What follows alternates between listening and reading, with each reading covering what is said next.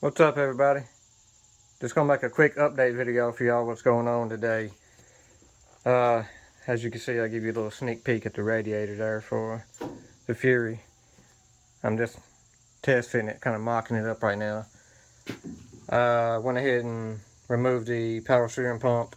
I'm gonna take it inside and tear it down on the workbench. Give y'all a view of what that looks like. I currently got the car jacked up on jack stands. We're waiting on suspension parts, so while we're waiting on that, we'll just kind of plug along and everything else. Like I said, I'm not going to go too deep into that radiator right now. Once I get everything finalized, I'll give y'all a view of that once everything's over and done with. But let me take you inside on the workbench to show you what we got going on.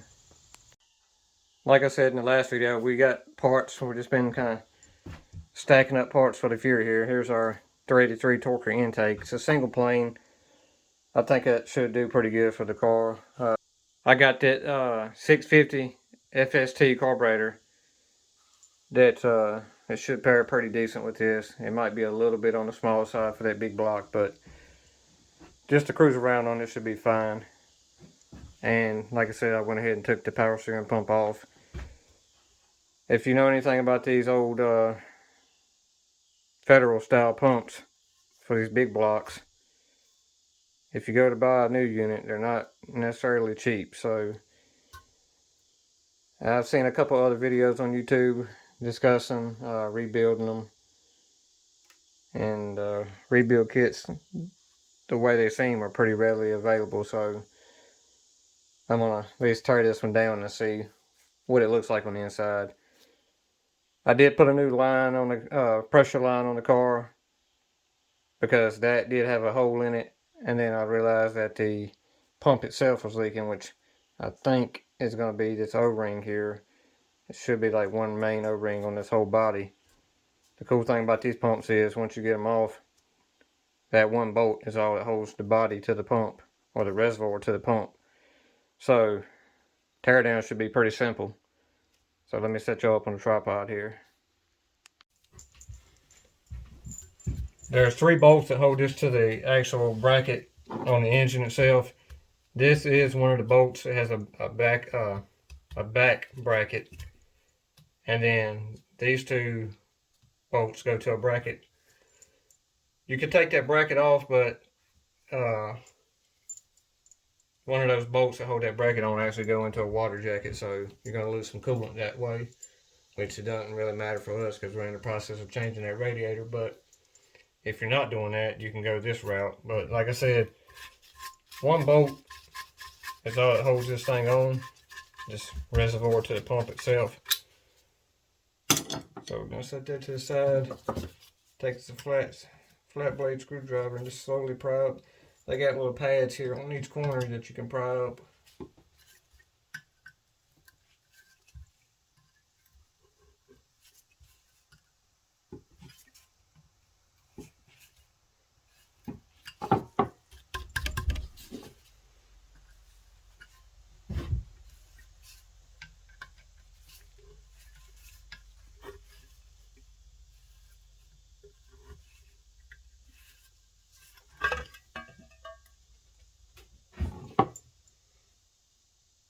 Inside the reservoir is pretty clean itself.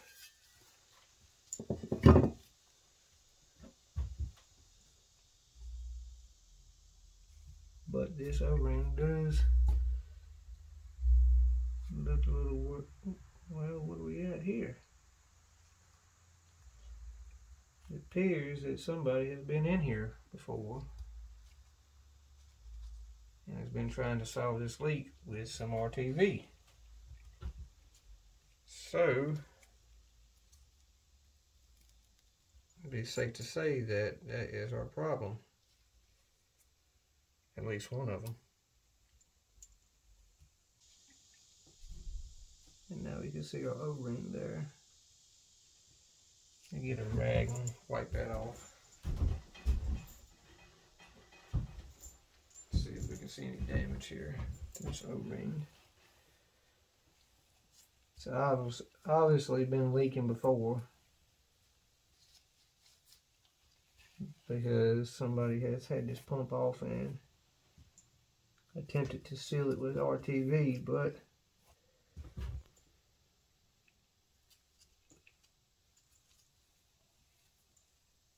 to no avail. Let me grab a pick here and see if we can dig this O-ring out without damaging it.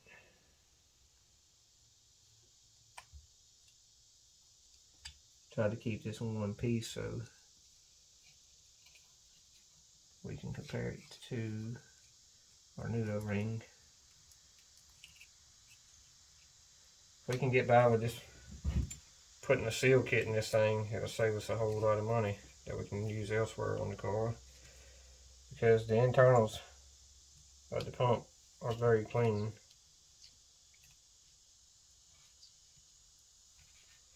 And I do know it did pump fluid, because as long as you had fluid in it, power steering worked fine. But it just didn't keep fluid in it very long. The seal seems to have plenty of spring back to it.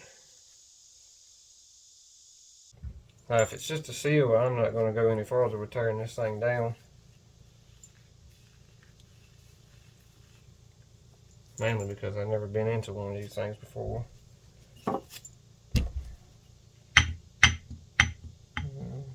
It might be a little excessive on the play there.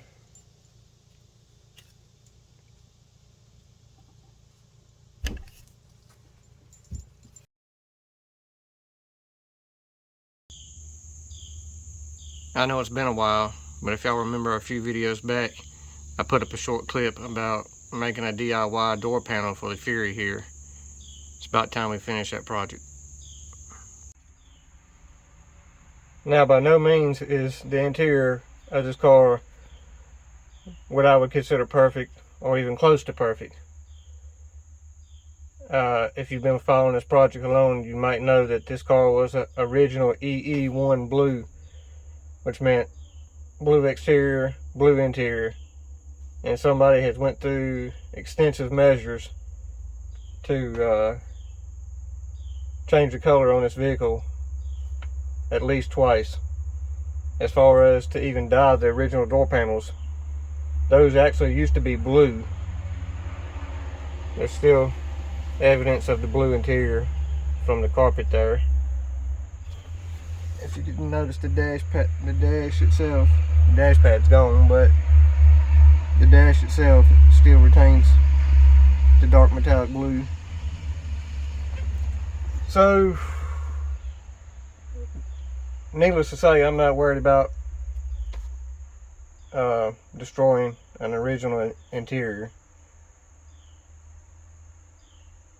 So with that being out of the way, we don't have to really worry about messing anything up. Hopefully we can only go up from here. Let me take you on the shop and show you what we got. Okay, so what I was able to do in this case, like all old vehicles, the weather sealing, all the rubber stripping around the windows and the doors is pretty much dry rotted and gone. So needless to say that water got in behind the window and rotted out the original door card. But it had enough of it left where I was able to carefully peel back the vinyl. I was able to save all the original polished trim, the original emblem. I have the armrest out there in the car and the door handle. Also the window crank, the wind glass crank and the mirror. So I was able to peel back this vinyl and save it in one piece. Excuse me, in one piece. And then I went to Lowe's and picked up a 4x8 sheet of this fiberboard and basically just laid out what was left of the original door card and traced out all my little holes and clip locations and just used my Dremel to cut that out. Just take your time.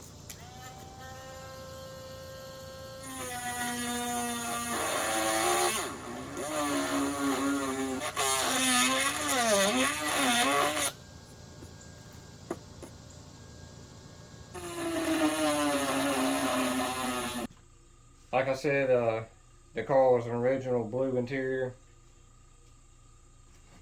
You can see evidence of that along the bottom of this vinyl. This piece was already missing when the original door card got wet. It started to sag, and as you was opening and closing the door, this part was actually catching on the door seal, and it tore that chunk out of it. So I'm just going to shoot some black paint over this area, and we're going to do the best we can with it. Like I said, we're not going for show car perfection. We just want something on the door that looks better than it does now. And once I get this all glued down, I'll be able to come in here with some leather cleaner and clean this up really nice, polish these trim pieces back out, maybe repaint my emblem, and then put it back together, and we should be pretty good to go. What I got to, let me see if I can find it. Should be right here with my paint. Yeah, here we go. What I got to glue this thing back down with is spray adhesive made by Gorilla Glue. It's heavy duty. Says it's indoor outdoor rated. I've already got all the holes and clip locations trimmed out with my Dremel. So let me see if I can clean the back of this vinyl up, get some of this debris off. Okay, I've got the door panel flipped over now. If you never fooled around with one of these old door panels with polished trim on it, I'll give you a look at what's going on back here. The only thing that holds this trim on, if I can get this camera to focus, has these little metal prongs that you bend over every so often.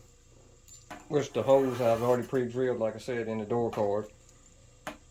So what I've done is, this particular door panel has 3 trim rails on it. And if you notice the top piece, this is all metal right here. So you want the door card to go up and behind there. So what I've done so far is I've let me flip this over and show you. I've used this center trim ring to kind of hold my vinyl in place here. As you see, all the holes line up. This tab's already been bent over on that trim. So in theory, that should stay pretty well in place. I'm going to shoot some black paint on that really quick. And then we should be ready to let that dry and glue it down. What I'm going to do is, what I'm going to attempt to do is, since I know that trim has that vinyl pretty much locked in place where it can't shift too much, I'm going to pull this half back, glue this down, put a good layer of glue on both sides, the board and the fabric. Take my time, work all the wrinkles out of it. Then I'll proceed with putting the extra trim rings on. Then I'll go flip the door panel upside down again, and where that metal bracket is that runs across the top rail, I'll reinforce that with some extra glue. And then we should be ready to test fit that thing. Let me see where I need to paint this thing at. Right in here. I'm just doing that so it doesn't stick up too bad. Hopefully it'll kind of blend. Like I said, we're not going for nothing perfect.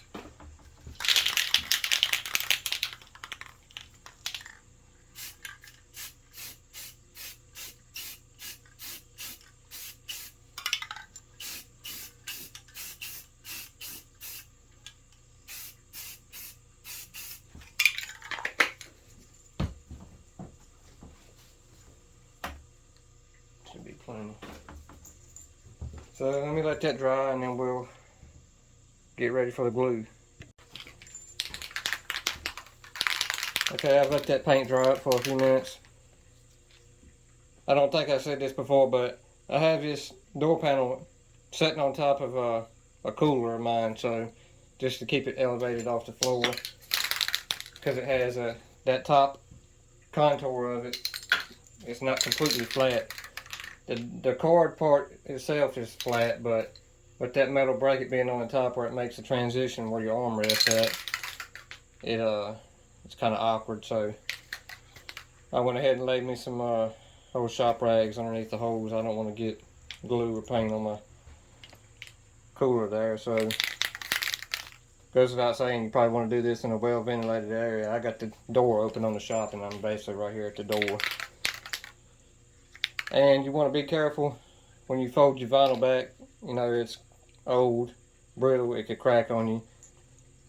If you got this far and you was able to save it, you don't want to, you know, ruin your project by manhandling it. So just kind of be easy with it. Like I said, I'm just going to hit this with a coat of glue on the door card itself, and then hit the back of the vinyl as well. I'm probably going to let it tack up for a minute or so, and then I'll start stretching it over and working the wrinkles out of it.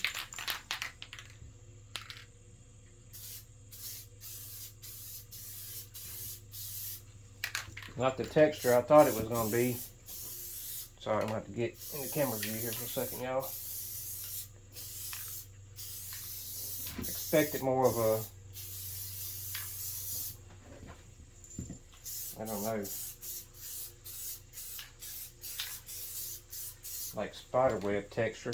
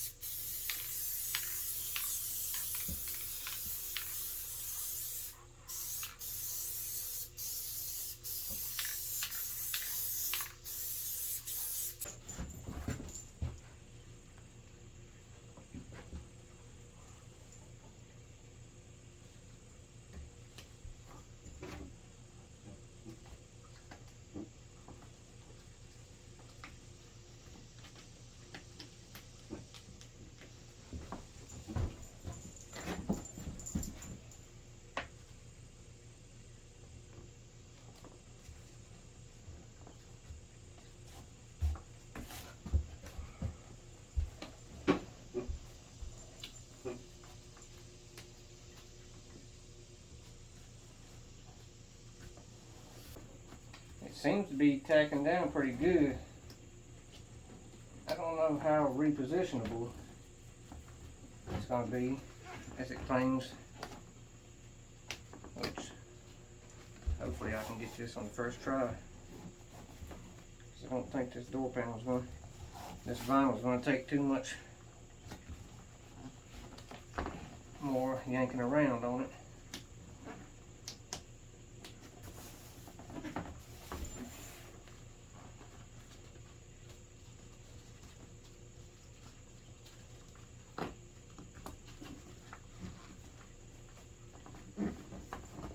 Main thing I'm focusing on is trying to make sure all my holes line up where they need to be at. Some of the vinyl is going to be short in some areas where it won't fold completely over. That's just due to the nature of me tearing it off the original card. But as long as my window crank holes and everything seem to be lining up, I should be good.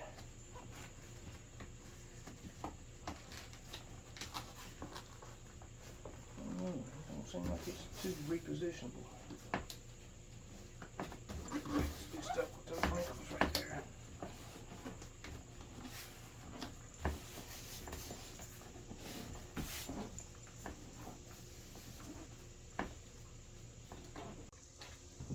Okay, I managed to wrestle that bottom trim into place. It's I might have to go back and put a little glue there, but let's see if we can get this middle piece to go on here. I've already went ahead and straightened out the little prongs on it. Just be careful with these things. They might be rusty and they're fragile, so take your time to straighten them out. Kind of see where they need to be lined up before you go to pushing them in. Okay, y'all, we finally got all the trim pieces on there. We're gonna go out here and do a minor test fit in the car before we flip it over and finalize anything. Okay, I've got that thing positioned about as good as we're gonna get it, I believe, being that it's from 1967. I mean, it's not looking too bad. So I'm gonna flip it over. I'm gonna glue these edges. I'm gonna put some extra glue on the emblem up there, and I'm gonna go install it on the car. I'm pretty sure that if I try to repair this again, it's just gonna disintegrate. So once I put it on the car, hopefully it don't have to come back off, but we'll see.